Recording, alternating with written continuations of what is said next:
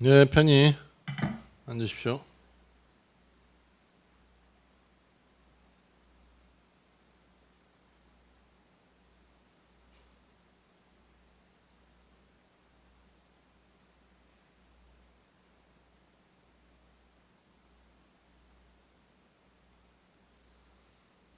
수타니파타에 보면 이런 말이 있습니다. 만일 그대가 지혜롭고 성실하고 예의 바르고 현명한 동반자를 얻었다면 어떠한 난관도 극복하리니 기쁜 마음으로 생각을 가다듬고 그와 함께 가라. 이런 말이 있습니다. 지난주에 이제 밀교 얘기하면서 이제 우리가 알고 있는 불교식은 다 부처님께 밥 먹는 시간 때 공양하시는 것부터 나왔다 이런 얘기 했었습니다. 오늘 공양에 대해서 한번 얘기를 해볼까 합니다. 공양은 한문으로 하면 이바지할 공자의 기를 양자 이렇게 씁니다. 그러니까 이제 쉽게 얘기하면 식사 대접하는 게 공양이라고 보시면 돼요. 이게 의미가 확장돼서 부처님께 공양 올린다는 게 여러 가지 같은 의미로 나눠졌는데 원래는 음식이나 의복, 침구, 의약 등을 삼보에 올리는 걸 공양이라고 표현한다. 우리가 이제 일반적으로 하고 있는 것들이 다 그렇죠. 그래서 이제 이 공양엔 두 가지 보시 의식이 있어요. 제시와 법시. 법시는 법보시라고 하죠. 제시는 재물보시고. 그러니까 보살님들이나 신도분들이 절에 와서 이제 부처님께 공양물을 올리는 거는 물질이잖아요. 물질. 쌀도 있고 뭐 물도 있고 향도 있고 꽃도 있고 뭐 여러 가지를 올리는데 그러면 스님들은 이거를 받고 법시를 내린다 이렇게 보시면 돼요. 법보시를 한다. 그래서 이제 이 두 가지 법시와 제시 그래가지고 우리가 제사 지낼 때도 보면은 먼저 돌아가신 분한테 식사를 먼저 대접하고 그 다음에 부처님의 법문을 들려드리는 순서로 이렇게 진행이 됩니다. 먼저 이제 어른 청해 모시고 뭐 이제 일로왕보살님이나 그 다음에 이제 영가님 창원이죠 불러갖고 앉히고 그러고 난 다음에 식사 대접하고 그 다음에 부처님 법문을 들려드리는 이런 식으로 진행이 됩니다. 부처님께 올린 공양도 마찬가지죠. 청해 모시고 공양 올리고 그 다음에 소원을 빌고 뭐 이런 식으로 진행이 된다 이렇게 보시면 돼요. 다 이제 이런 식으로 진행이 된다. 그래서 스님들이 법시를 내는 것은 중요합니다. 그래서 우리가 법문 듣는 거 이런 거 전부 다 하죠. 그다음에 이제 쉽게는 스님들이 이제 불공할 때 같이 올리는 거 이런 거 중요하고. 전에 한번 이제 승가에서 싸움 나면 어떻게 해결하는지 뭐 이런 얘기 한 적이 있었는데 법문 스님들이 원한이 깊으면은 싸움이 끝나지가 않습니다. 그래가지고 뭐 3번 사과하고 뭐 이런 적은 여러분들이 스님들이 이제 수행하고 있으니까 전혀 그런 거 없을 것 같은데 속들이 좁아갖고 더합니다.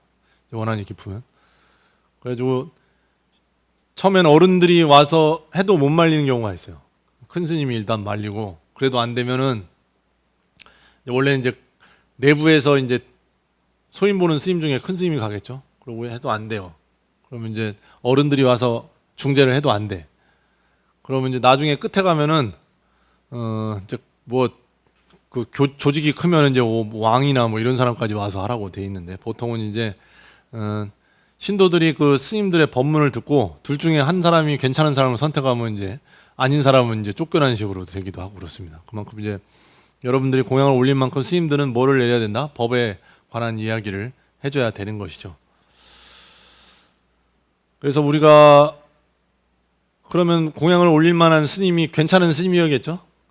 행동도 어떻게 보면 행동도 못하고 법문도 못하고 그 다음에 사람이 점잖지도 못하고 이러면 공양을 받을 자격이 안 될 거 아니에요? 그래서 이제 우리가 아까 이 예식문에서 열애응공 정변지 명행족 선서세간의 무상사 뭐 이런 거 쭉 했습니다. 거기서 이제 응공이라는 게 그런 의미입니다. 응당이 공양을 받을 만한 분. 우리가 큰 스님들 만나면 뭐 보시는 못 해드려도 밥은 사드려야지 뭐 이런 생각 하잖아요. 그러니까 그분들이 뭡니까? 그만큼 수행을 하셨고 법에 대해서 많이 알고 있어서 우리에게 가르침을 주시지 않을까 해서 올리는 거 아니에요. 그래서 이제 부처님 10대 명호 중에 하나가 응공입니다. 응당이 공양을 받을 만한 분. 그래서 이제 이렇게 해서 이제 보통 사람은 이제 큰 스님이나 부처님께 공양을 올리고 복을 받고자 하는 의미가 있겠지만은 아무튼 스님들 입장에서는 자기가 받았으면 받은 만큼 법에 관한 이야기를 해줘야 된다라는 게 기본적인 생각입니다.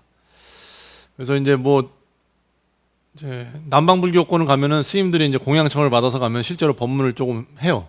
법문을 하거나 아니면은 뭐 축원문을 읽어주거나 뭐 이런 식으로 실제로 이제 합니다. 이제 사람이 많이 모여 있을 때는 그렇게도 하는 걸 제가 본 적이 있어서 뭐 이제 기본적으로 우리는 사찰에서 그걸 다 하기 때문에 공양청을 따로 받았다고 해서 이제 가서 이제 축원을 따로 하지는 않지만 하는 스님들도 있고 뭐 잘 먹었습니다 뭐 이렇게 얘기는 하겠지만 그래서 이렇게들 하고 있습니다. 그래서 부처님 공양 중에 유명한 공양이 첫 번째 공양과 마지막 공양이 있어요. 첫 번째 공양은 부처님이 성도하기 직전에 6년 고행을 마치고 이제 보니까 고행이라는 것이 몸만 입는 게 아니라 정신도 피폐해진다는 걸 깨닫고 안 되겠다 이렇게 해서는 그래서 나도 몸도 씻고 음식 좀 적당히 먹고 적당한 건강을 유지한 상태로서 수행을 해야겠다 하고 이제 강가에 나와서 씻고 이제 손톱도 정리하고 머리카락도 자르고 이러고 있을 때 이제 수자타라는 동네 소녀가 지나가다 이제 우유죽을 공양 들렸다는 게 이제 기본적으로 있는 얘기입니다. 갖고 이제 부처님을 따르던 다섯 제자 최초의 제자 5명이 있거든요. 이 사람들은 이제 부처님이 걱정이 된 아버지 왕이죠. 정반왕이 안 되겠다. 니네들 그 신하들 중에 좀 똑똑하고 건강한 사람들 5명을 보내갖고 근처에서 혹시 안 좋은 일이 생겨서 돌아가실 수 있으니까 니들이 옆에서 보좌를 해라. 이렇게 해갖고 이제 옆에서 같이 수행을 했는데 부처님이 워낙 고행 수행을 하다 보니까 이 사람들도 감탄을 하고 옆에서 이제 수행을 했을 거 아니에요. 근데 이제 어느 순간 부처님이 갑자기 가서 씻고 손톱도 정리하고 머리도 깎고 그러더니 이제 옷도 깨끗한 거 입고 그러더니 또 일종의 불경한 여자죠. 소녀라고 하는데 여자한테 공양을 받고 이래갖고 이제 부처님이 타락했다 해갖고 떠나요. 이 정도로 이제 인식이 아주 고지식한 사람들이었습니다. 그래서 이게 첫 번째 스님 부처님한테 공양한 것 중에 제일 유명한 것 중에 한 가지입니다. 그래서 다음 공양은 마지막 공양이죠. 부처님이 열반에 드신 공양. 이제 춘다라고 금속세공인인 춘다가 마지막 공양을 했다고 하는데 이제 뭐 돼지고기란 말도 있고 뭐 여러 가지 말이 있는데 아무튼 식중독에 걸려서 이질 증상을 보였다고 하죠. 설사 많이 하시고 근데 뭐 연세가 80이 되셨으니까 뭔가 잘못되면 돌아가시기 직전이겠죠. 우리가 이제 코로나 때 사망자가 많았던 이유가 뭡니까? 이제 연세가 젊은 분들은 몸살이 심하게 걸려도 버티지만은 80 넘으신 분들은 뭐 몸살이 걸리든 뭐가 걸리든 갑자기 건강 상태가 악화되면 돌아가시잖아요. 근데 그런 것 때문에 이제 특히 80대 이상 되신 분이 코로나 사망자가 많았던 이유가 마찬가지죠. 부처님도 마찬가지로 80이 넘으셔서 공양 대접을 받으셨는데 상한 공양을 받으시고 이제 그래가지고 그때 당시에도 드시고 나왔고 상한 걸 아셨는지 야, 너희들은 먹지 말고 이거 갖다 묻으라 뭐 이런 얘기까지 했다고 합니다. 그 정도로 이제 왜냐하면 이제 어른이 먼저 드시니까 그렇게 했다고 하는 얘기가 있어요. 그래서 마지막에 공양을 했던 이 춘다의 마지막 공양이 유명합니다. 그래서 이제 죄의식이 있을 거 아니에요? 아이고 내가 공양을 올렸는데 그것 때문에 돌아가셨다고 하는 말 들으면 당사자가 얼마나 저희 죄책감이 크겠어요. 그래서 이제 부처님께서 말씀하시기를 너는 마지막으로 부처님께 공양을 올린 사람이기 때문에 그 과보로 천상에 태어날 것이다. 이런 얘기도 이제 굳이 직접 해주십니다. 그만큼 이제 당사자가 죄책감도 느끼지 않도록 하고 어차피 이제 그 전에도 한번 그런 얘기는 하셨다고 해요. 이제 연세 드신 분들은 간혹 그런 분들 있잖아요. 자기가 돌아가실 때쯤 되면은 대충 어떻게 아시는지 생활도 정리하고 하는데 부처님도 이제 열반에 드실 때가 가까이 온 걸 알았는데 이제 이게 계기가 됐던 것이지 마지막 공양을 안 드셨다고 해서 열반에 안 드셨지는 않을 것이다. 이렇게 보시면 되겠습니다.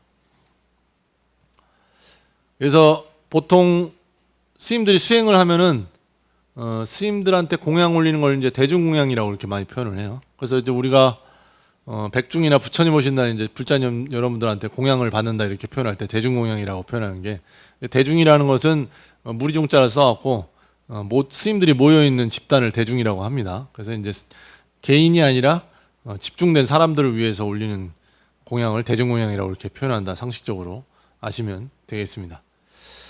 그래서 초기 경전 보면은 부처님이 이제 제가 신자로부터 대중공양을 받으면은 어떤 복이 많은가, 사람들한테 특히 스님들이나 이런 분들한테 공양을 베풀면 어떤 공덕이 있는가 이렇게 얘기를 한 내용이 있습니다. 4분일이라는 책에 보면은 공양을 베푼 것은 복이 매우 많다. 이는 하늘에 나는 원인이다. 비구들이 너에게 한 덩어리의 밥만을 얻어 먹더라도 그 복덩이 한량이 없느니라 이렇게 얘기를 합니다. 그래서 초기 경전 보면 이제 윤회라는 단어가 정확하게 안 나와서 이제 이후에 이제 공부하는 스님들이 불교에서는 이러한 공덕에 대해서 따로 얘기를 한 게 없다. 윤회도 얘기한 적이 없다. 이렇게 얘기를 하는데 그렇진 않고 육도 윤회를 정확하게 한다고 얘기를 한 것이 아닌 것이지. 제가불자들한테는, 스님들한테는 목적이 뭡니까? 깨달음이 목적이지만 제가불자들한테는 너희들이 복덕을 많이 쌓으면 어디에 태어난다? 천당에 태어나는 공덕이 있을 것이다. 이렇게 얘기를 많이 합니다. 그래서 이제 부처님도 마찬가지로 스님들이나 부처님한테 공양을 하면은 이런 큰 공덕이 있다. 이렇게 얘기를 합니다. 그 다음에 스님들이 공양을 받을 때에도 주의할 점들이 막 있어요. 준다고 넙석덥석 받을 것이 아니라 이제 아까 얘기했다시피 받았으면 법보시를 해야 된다 이런 것처럼. 그래서 그 같은 사분율에 보면은 스님이 공양을 받았을 때 어떻게 해야 되는가 이렇게 나옵니다. 만약 신도의 집에서 공양청을 받거든 대중이 잘 보이는 자리에 앉아라. 시주가 와서 밥 먹을 때가 되었다고 사례거든 상자가 앞에 가되 코끼리의 걸음으로 가라. 차례에 따라 앉으라. 이걸 이제 좌차라고 합니다. 좌차. 스님들 이제 먼저 출가한 사람이 위에 앉아요. 그래갖고 이제 큰절 가면 바로 공양하면은 부처님 쪽에 이제 큰 스님들이 쭉 앉고 쭉 이렇게 돌면서 앉는데 그럼 이제 문 쪽에 가장 법납이 낮은 스님들이 앉죠. 이런 식으로 이제 좌차가 중요하게 되어 있습니다. 나이랑 상관없이 먼저 스님이 된 사람들이 앉는 걸 이제 좌차라고 합니다. 앉을 좌자에 차례 차자 써서. 그래서 차례에 따라 앉으라. 법답지 않게 앉으니나 몸을 잘 덮지 않은 이가 있거든 손가락을 튕겨서 깨우쳐 주거라. 손가락을 튕기는 게 뭐냐면은 이제 무건을 하다 보니까 이제 표현을 할 때 이제 손가락을 튕기거나 이렇게 소리를 내는 경우가 있습니다. 이제 강원마다 다르긴 하는데 저쪽 송황산 이런 쪽은 이제 딱딱 소리를 내요 입으로. 뭐 아무튼 어떻게 내는지 모르겠는데 소리를 딱딱딱 내갖고 그걸 주의를 해주는 경우도 있더라고요. 이렇게 하거나 아니면 손가락을 두드리는 거, 물건을 두드리는 거 해서 신호체계로 이렇게 하기도 합니다. 손가락을 튕겨서 깨우쳐 주거라. 아직 오지 않은 이가 있거든 옆자리에 앉을 곳을 남겨두라. 이거 되게 간단한 얘기죠. 안 온 사람도 챙겨주고 뭐 이렇게 하라는 건데 이렇게 안 가르쳐주면 모르는 경우도 허다합니다. 여러분들도 마찬가지로. 그래서 밥을 얻지 못한 이가 있으면 찾아가서 주거나 밥을 덜어주라. 밥을 먹고 난 뒤 말없이 떠나지 말고 시주자를 위해 축원을 해야 한다. 그래서 보면은 뭐 이건 우리 일상생활에서 절에서 이제 하면은 알 수 있겠죠. 절에 뭐 제일날에 이럴 때 안 오신 분들이 있죠. 이런 분들을 챙겨다 주거나 뭐 이런 것도 이런 거에 포함이 될 겁니다. 근데 이제 절에서 준비한 거는 정해진 게 있다 보니까 오늘 안 온 사람 챙겨줘야 된다고 하면 없다고 안 주는 경우도 있죠. 이제 상황 봐서 하는 것이니까 뭐 그건 맞춰서 하시면 될 것 같습니다. 축원을 할 때는 혼자서 하되 다른 사람은 끝날 때까지 떠나지 말라. 만일 시주가 법을 듣고자 하면 시주의 법을 찬탄하고 과거 부모나 조상을 듣고자 하면 그들을 찬탄하라. 시주자를 위해 보시를 하고 불법성을 찬탄하라. 또 사분일에 따른 데는 공양을 마치면 시주를 위해 축원을 해야 하는데 이익을 취하여 보시했다면 그 이익이 반드시 얻을 것이요 쾌락을 위하여 보시했다면 뒤에는 반드시 쾌락을 얻으리라는 개성을 설해야 된다고 밝힌다. 이렇게 되어 있습니다. 그러니까 이제 일종의 방편인데 사람이 원하는 것에 대해서 그렇게 될 것이다라고 얘기를 해줘야 된다는 것이죠. 그냥 욕심을 버려라 뭐 이런 얘기를 하는 것이 아니라 시주자가 이제 뭐 보통은 이제 목적이 있어서 스님을 청하는 경우가 많거든요. 뭐 이제 가게를 새로 열어갖고 스님을 청해서 가게가 잘 되고자 하는 마음으로 모셨을 거 아니에요. 뭐 그런 때면은 앞으로 장사가 잘 되시길 빕니다라던가 뭐 이런 얘기를 해줘야 되고 뭐 이런 얘기입니다. 결국은 이제 스님들은 욕망을 버려야 되는 존재이긴 하지만 불자들은 그렇지 않죠. 욕망이 이루어져야지 또 자기가 믿고 따르는 스님들이나 이런 분들한테 보시도 할 수 있고 이런 것이니까 그런 게 잘 이루어지도록 스님들한테도 또 얘기를 하고 있습니다. 의외로 세속적인 부분이 있어요. 막 다들 한테 얘기하고 욕심을 버리라 뭐 이렇게 얘기하는 것이 아니라 그 사람들이 원하는 것을 충족해줘야 된다는 얘기도 항상 이 경이나 이런 데에 나와 있습니다. 그리고 부처님이나 수행자에게 공양을 베푸면 큰 공덕을 받는다는 것을 이렇게 꼭 얘기를 해야 된다 이렇게 되어 있습니다. 원효 스님도 이제 발심 수행장이라는 책에서 보면은 이건 이제 스님들이 어떻게 해야 되는가, 이제 밥을 얻어 창패를 하되 그 취지에 미치지 못하면 또한 성현께 마땅히 부끄러움이 아니겠는가 이 얘기입니다. 그러니까 뭐 공양을 받는 스님도 어느 정도 위에 맞게 받아야 되고 자기가 수행을 열심히 해야 된다 이런 의미로 하는 겁니다. 그래서 간혹 보면은 이제 막행막식이라고 이제 스님들을 표현하는데 막 사는 스님들이 신도들한테 아주 떳떳하게 시주하라고 막 이렇게 소리치는 스님들도 있어요. 좋은 건 아니다 이렇게 보시면 됩니다. 어디서 이제 우연히 처음 만난 신도였어요. 그때 뭐 전 하도 오래돼서 기억은 잘 안 나요. 좀 너무 심해갖고 그 스님이 학교를 다니던가 강원을 다니던가 아무튼 공부하러 다니는 스님이었는데 그때 신도가 뒤에 뭐 차 타고 가는 길이었는데 그분도 처음 이제 스님 차에 타는 신도분이었는데 그 스님이 아니 내가 이렇게 스님이 공부하러 다니는데 왜 시주를 안 하냐고 막 화를 내는 걸 보고 야 대단한 낯짝이다 이런 생각을 한 적이 있었습니다. 네, 그렇게까지 왜냐면은 이제 학교 선생님들이나 뭐 이렇게 직업군에 대접을 많이 받는 사람들이 있어요. 교수님이나 이런 분들 보면 너무 편하게 받다 보니까 베푸는데 되게 인색하신 분들이 있거든요. 그 생활에 젖어서 그렇습니다. 스님들도 이제 간혹 소임을 너무 오래 살면은 주지 소임도 너무 오래 살면은 호통치는 게 너무 익숙하셔갖고 왜냐하면 이제 사람들을 지도하고 가르치고 이제 어떤 방향으로 이끄는 게 너무 익숙하다 보니까 이제 교육받으러 이제 가서 이제 모여 있으면은 같은 스님 업종인 스님들한테도 그렇게 행동하는 경우가 있습니다. 그런 거 보면 이제 좀 성질 있는 스님들은 아니 뭐 스님이랑 나랑 뭐 얼마나 알았다고 나한테 지시를 하냐 이렇게 얘기를 하는 경우도 간혹 있거든요. 아니면 이제 반말을 하거나 스님들끼리는 이제 범납 상관없이 다 존댓말 하거든요. 아주 큰 스님 아닌 이상. 근데 이제 신도분들하고 익숙하다 보니까 그렇게 몸에 배가고 그런 경우도 있어요. 저도 그런 적이 있었습니다. 이제 여기 선방 왔다 갔다 하시는 다로스님하고 이제 미국에 있는 절 가기 전에 이제 필리핀에서 어학연수 했거든요. 이제 뭐 저희들이야 스님이지만 거기 같이 기숙학원에서 있는 사람들이 일반인들이잖아요. 그러니까 이제 그 좀 싼 데 가서 어학연수를 하다 보니까 나이 든 분들도 되게 많았는데 다로스님은 이제 등치가 있고 나이도 있고 하니까 사람들이 별로 안 한 게 있었는데 저는 이제 좀 젊은 편이라서 저는 분명히 그 나이 든 분들한테 존댓말을 하는데 이 사람들은 내가 반말한다고 생각하더라고요. 그러니까 절에서 이제 불자분들하고 익숙하게 지내다 보니까 저는 그 말투를 썼을 뿐인데 일종의 이제 듣는 사람은 자기를 이제 시키거나 부려먹는 식의 이런 어감으로 느끼는 경우도 있더라고요. 그래서 이게 사람이 익숙해지는 거에 따라서 이렇게 행동이나 말이 정해지는구나 그때 그런 생각을 했습니다. 뭐 그런다고 금방 고쳐지는 건 아니지만 아무튼 그런 생각을 그때 했어요. 그래서 마찬가지로 사람이 정해진 위치에 따라서 이제 행동을 조심해야 되는데 스님들도 이런 경우가 많아서 부처님도 여기에 대해서 이렇게 얘기를 많이 하셨습니다. 그래서 자기가 공양을 받는다면 받는 만큼 행동을 어느 정도는 해야죠. 뭐 수행을 하는데도 수행이 안 되는 경우는 많습니다. 근데 이제 시주자들의 노력을이나 이렇게 어떻게 해서 벌었을까 이런 생각을 하면 어느 정도는 해줘야 된다라는 것이 경전에도 나와 있다 이렇게 있습니다.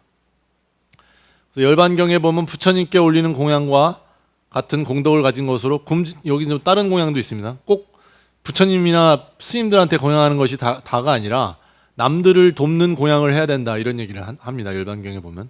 그래서 부처님께 공양을 올리는 것에 받는 공덕과 마찬가지로 굶주리는 자를 먹이는 것, 병든 사람을 치료하는 것, 가난하고 외로운 자를 돕고 위로하는 것부터 부처님의 가르침을 따르는 청정한 수행자를 보호하는 것처럼 출제가를 망난하고 차별 없는 마음의 공양을 올리는 것이 가장 큰 복을 짓는 것이다 이렇게 되어 있습니다.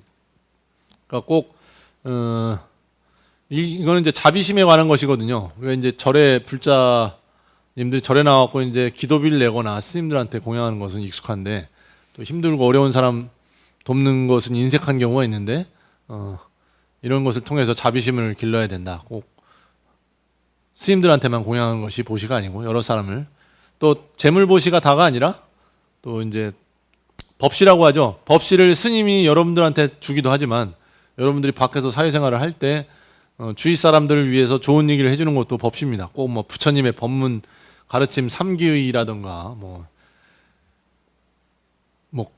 사성제라든가 이런 걸 꼭 집어서 불교의 이론을 얘기하지 않더라도 내가 주위 사람들을 위해서 좋은 얘기를 해주는 것도 넓은 의미로 다 법시에 속하는 것이니까 결국에는 그 사람이 힘든 상황을 벗어나게 해주는 게 중요한 것이죠.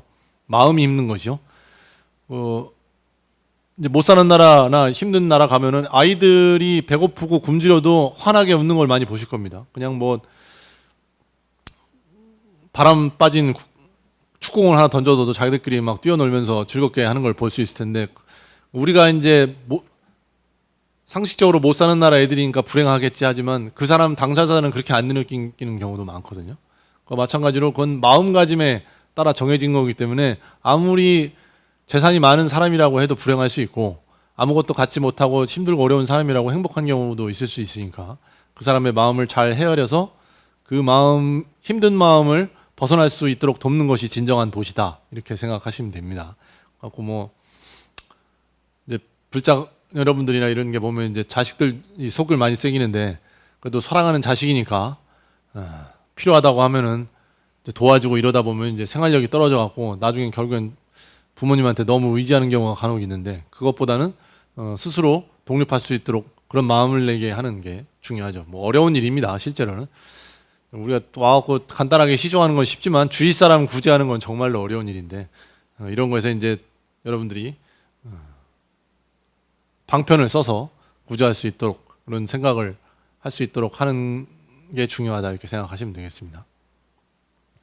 그래서 공양 올리는 것은 부처님께 공양 올리는 것도 공양이지만 내 주위 사람을 위해서 돕는 것이라는 것이 꼭 물질적인 도움이 아니라 정신적으로 그 사람이 어려운 상황을 벗어날 수 있도록 돕는 것. 이걸 이제 무외시라고 합니다. 무외시. 외자가 이제 공포할 외자인데, 무서울 외자, 이렇게 외자라고 하는데, 이제 삼보시로 합니다. 아까 제시와 법시 얘기했죠. 삼보시에서 마지막 세 번째가 무외시 보시가 이렇게 세 가지입니다. 그래서 법공양, 그 다음에 재물공양, 마지막으로 심리적으로 어려운 상황을 벗어날 수 있도록 돕는 것이 무외시 보시다, 이렇게 생각하시면 되겠습니다. 그래서 오늘 지난주 이어서 공양에 대해서 이것저것 이야기를 해봤습니다. 그래서 불자 여러분들도 이제 절에 와서 이제 시주도 많이 하시고 공양도 하시고 하시는데, 이 마음을 잘 새기셔서 주위 사람을 돕는 것도 넓은 의미로 보시다, 그다음 공양이다, 이렇게 생각하시면 될 것 같습니다. 오늘 준비한 얘기는 여기까지 마치겠습니다. 다음 주 일요일 날을 제가 구룡사 법회 법문을 가야 돼갖고, 다음 주 일요일 날 법회 오시면은 각자 기도하시고 저희 모여서 잘 얘기 나누시다 가시면 되겠습니다. 간혹 그 큰절 법회 법문 품앗이죠, 품앗이 뭐 이렇게 해갖고 불러서 가는 경우가 있어서 간혹가다 이제 법회, 웬만하면 이제 제일 일요 법회 아닌 날 가려고 하는데 이렇게 또 일요일 날 겹치는 경우가 간혹 있습니다. 근데 큰절이라 일요 법회 많이 나올 것 같은데 우리 10명 나오잖아요. 구룡사도 뭐 한 40명 정도 나오더라고요. 옛날보다 적게 나오는 거 같은데 우리보다 3배 많은 겁니다. 뭐 그렇게 큰 것도 아니더라고요. 그러니까 여러분들이 인원수가 적다고 너무 아쉬워하실 필요는 없고, 우리 정도면 지금 뭐 한 20-30명 나오면 좋겠지만 불자님들이 출석률이 엄청 높은 거예요, 실제로는. 그런데 초하루 때 한 20분 나오시거든요. 일요법회 10명이면은 전부 한 3분의 2가 일요법회 나온다, 이렇게 생각하시면 될 것 같습니다. 다음 주 법회는 그래서 없고, 그 다음에 현재 또 벌써 한 달이 넘어가고 부처님 오신 날 지나고 나서 백중기도 있습니다. 7월 13일 날 입지하니까 뭐 우편물은 지난주에 보냈는데, 그러니까 접수하실 분은 접수하셔서 또 백중기도 같이 하시면 될 것 같습니다. 오늘 이만큼 하겠습니다. 감사합니다.